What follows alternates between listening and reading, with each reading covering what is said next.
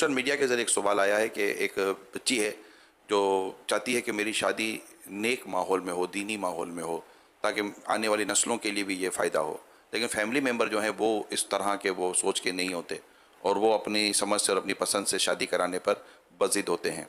तो ऐसे में क्या होना चाहिए, बेटी को क्या करना चाहिए, फैमिली को क्या करना चाहिए, आप क्या मशवरा देंगे? अल्लाह, यह है बड़ा नाजुक टॉपिक।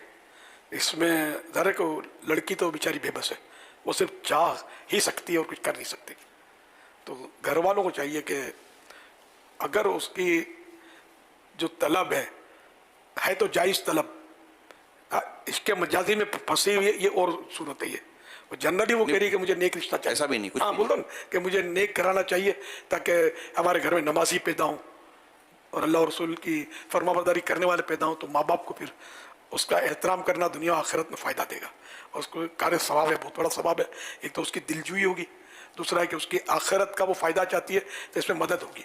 और कुरान करीम की इस आयत पर अमल होगा, तावनु अलल बिर्रि वत्तक़वा, नेकी और परहेज़गारी के कामों में एक दूसरे की मदद करो। तो इसलिए माँ बाप को तो चाहिए कि इसकी बात पर बिल्कुल 100% अमल करे। वाले हुज़ूर वालिदैन के जिनकी बेटियां कहती हैं कि हमें नेक घराना चाहिए और बेटे कहते हैं हमें नेक घराना चाहिए, वो माँ बाप यकीन माने खुश नसीब हैं। यहाँ तो बेटा लाकर खड़ी कर देता है और बेटी लाकर खड़ा कर देती है कि मैंने से शादी कर ली है, वो बोलता है मैंने से शादी कर ली है। माँ बाप के बस में कुछ भी नहीं रहता। ऐसे इन हालात में, जो दुनिया भर के ये हालात में मैं बयान कर रहा हूँ, इनमें वो माँ बाप कितने खुश नसीब हैं जिनकी बेटियाँ इस बात की ख्वाहिश जाहिर कर देती हैं कि हमारी शादी किसी नेक घराने में और सलात व सुन्नत का पाबंद आशिक रसूल लड़का हो जिसमें हमारी शादी कीजिएगा।